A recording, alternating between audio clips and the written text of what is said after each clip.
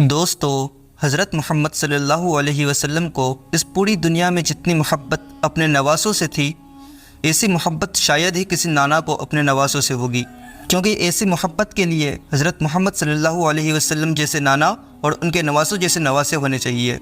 دنیا کا بچہ بچہ حضرت امام حسین رضی اللہ تعالی عنہ کو جانتا ہے، لیکن کیا آپ کو پتہ ہے حضرت امام حسین کے ایک بڑے بھائی بھی تھے؟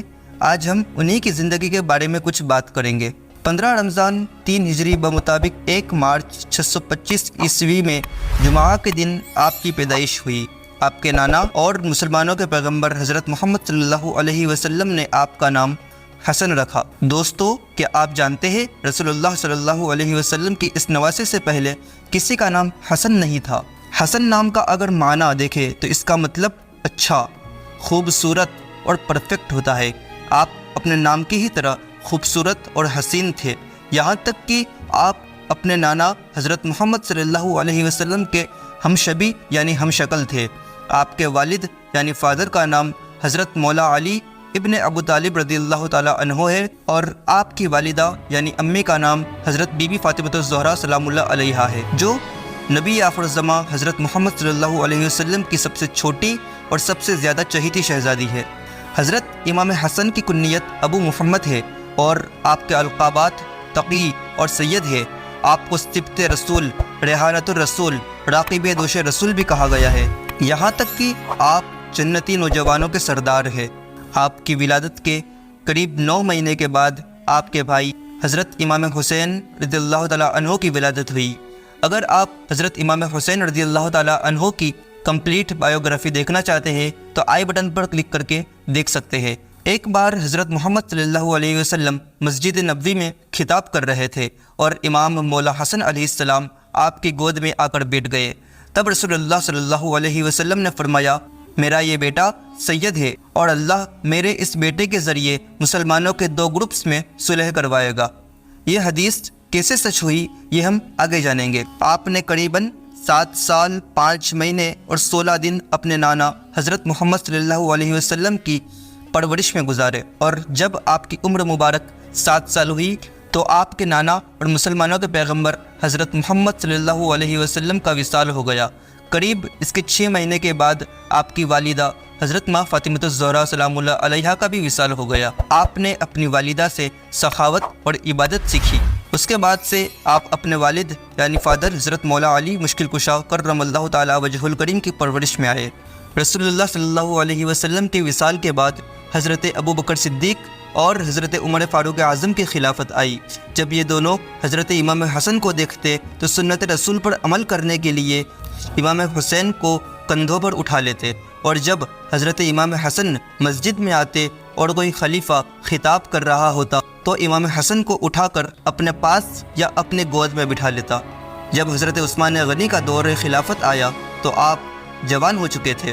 اس وقت میں آپ سیاسی اور سوشل ورک کیا کرتے تھے۔ کیا آپ جانتے ہیں جب حضرت عثمان غنی کو شہید کرنے کے لیے باغیوں نے ان کے گھر کو گھیر لیا تو ان کی حفاظت کرنے کے لیے کون کھڑے تھے؟ امام حسن اور امام حسین۔ اس وقت ان کی حفاظت کے لیے ان کے گھر کے باہر پہرا دے رہے تھے۔ بہرحال حضرت عثمان کی شہادت ہو گئی، اور پھر حضرت مولا علی ابن ابو طالب رضی اللہ تعالی عنہ مسلمانوں کے خلیفہ بنے۔ حضرت علی مسلمانوں کے پہلے امام اور چوتھے خلیفہ ہے۔ حضرت امام حسن نے اپنے والد کی امامت دیکھی، سخاوت دیکھی، عدالت دیکھی، شجاعت دیکھی اور شہادت دیکھی۔ اپنے فادر کے ساتھ مدینہ کا دور گزارا، پھر آپ نے کوفہ کو دارالحکومت یعنی اپنی راجدھانی بنایا۔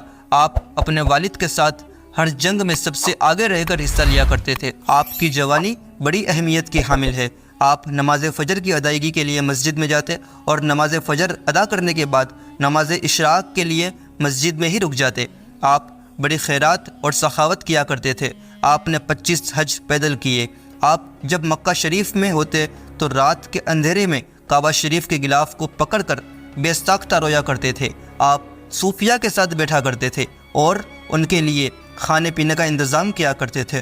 امام حسن کا اگر حسن دیکھا جائے تو آپ کی آنکھیں سیاہ اور بڑی بڑی تھی۔ آپ کے رخسار یعنی ہونٹ پتلے، کلائیاں گول، داڑھی گھنی تھی۔ آپ کے شانے یعنی شولڈرز اور بازو بھرے بھرے تھے۔ آپ کا سینہ بڑا چوڑا تھا۔ آپ نہ زیادہ لمبے تھے نہ زیادہ چھوٹے، درمیانی قد کے مالک تھے، اور آپ کے بال کنگرالے تھے اور آپ کی زلفیں بڑی پیاری تھی۔ بالآخر خارجیوں نے 21 رمضان 40 ہجری کو حضرت امام علی کو شہید کر دیا۔ شہادت مولا علی کے بعد امام حسن مسلمانوں کے خلیفہ بنے۔ آپ مسلمانوں کے دوسرے امام اور 5ویں اور آخری خلیفہ بنے۔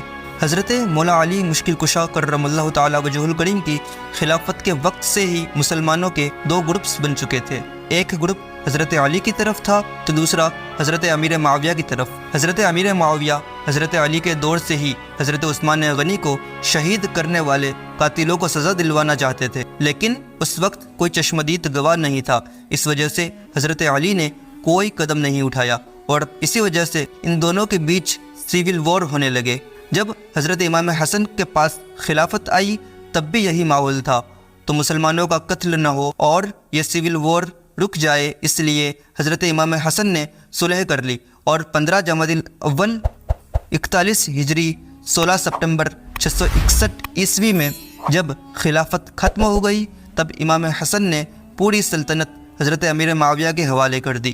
اس وقت حضرت امام حسن کی عمر 28 سال اور حضرت امیر معاویہ کی عمر 59 سال تھی۔ سلطنت سونپنے کے بعد آپ نے اپنے گھر والوں کے ساتھ مدینہ شریف میں ہجرت کر لی اور سادی سی زندگی گزارنے لگے۔ سلطنت سونپنے کے بعد سے ہی آپ پر دشمنوں کے حملے ہونے لگے، کبھی کھانے میں تو کبھی پانی میں زہر ڈال کر دینے لگے۔ آپ کو جب بھی زہر دیا جاتا آپ دعا کرتے اور اللہ کے فضل سے زہر کا اثر ختم ہو جاتا، لیکن آپ کو آخر میں اتنا خطرناک زہر دیا گیا کہ اس زہر کی وجہ سے آپ کی آنتیں اور جگر کٹ کر وومیٹنگ کے ذریعے باہر آنے لگے تھے۔ آپ کی شہادت کے پورے سیناریو کو مسلم اتہاسکار کچھ یوں مینشن کرتے ہیں کہ ایک رات آپ سوئے ہوئے تھے اور آپ نے خواب میں اپنے نانا حضرت محمد صلی اللہ علیہ وسلم کو دیکھا۔ آپ کے نانا آپ کو جلد ہی اپنے پاس آنے کی خوشخبری سنا رہے تھے۔ اس خواب کے بعد ہی حضرت امام حسن کے پانی میں زہر ملا دیا گیا تھا۔ امام حسن کو جو زہر دیا تھا وہ ہیرے کو پیس کر بنایا گیا تھا۔ اس وقت اس زہر کو سب سے خطرناک زہر کے طور پر جانا جاتا تھا۔ اس زہر کو پیتے ہی حضرت امام حسن حد سے زیادہ بیمار ہو گئے، اور اس بیماری کی حالت میں ہی حضرت امام حسن کے بھائی حضرت امام حسین ان کے پاس آئے اور ان کے سر کی طرف بیٹھ کر کہا کہ اے بھائی مجھے بتائے کہ آپ کو زہر کس نے دیا ہے۔ اس پر امام حسن نے ان کو پوچھا کہ کیا تم اس کو قتل کرو گے؟ حضرت امام حسین نے کہا ہاں بالکل میں اس کو قتل کروں گا۔ حضرت امام حسن نے کہا کہ اگر یہ وہی انسان ہے جس کے بارے میں سوچ رہا ہوں تو اللہ تعالی ہم سے زیادہ سخت بدلہ لینے والا ہے، اور اگر وہ نہیں ہے تو یقیناً طور پہ میں کسی بے گناہ انسان کو قتل نہیں کر سکتا ہوں۔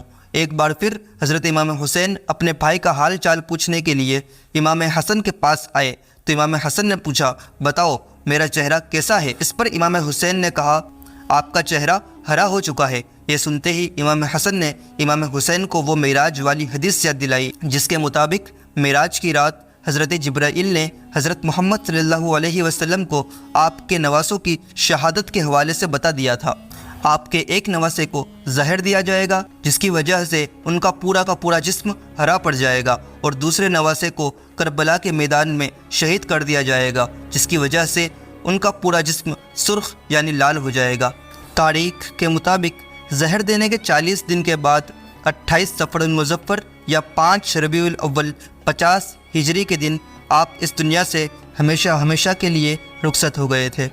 اپنے آخری وقت میں آپ نے اپنے بھائی یعنی حضرت امام حسین کو وصیت کی تھی کہ مجھ کو میرے نانا حضرت محمد مصطفیٰ صلی اللہ علیہ وسلم کے قدموں میں دفن کیا جائے، مگر افسوس کہ جب حضرت امام حسین نے ایسا کرنے کی کوشش کی تو مروان نام کا وہ ظالم انسان جس کو بنو امیہ کی طرف سے مدینہ کا حاکم بنایا گیا تھا اس نے ایسا نہ کرنے دیا، بلکہ اس نے تو ساری حدوں کو پار کرتے ہوئے حضرت امام حسن کے جنازے پر تیر بھی برسائے۔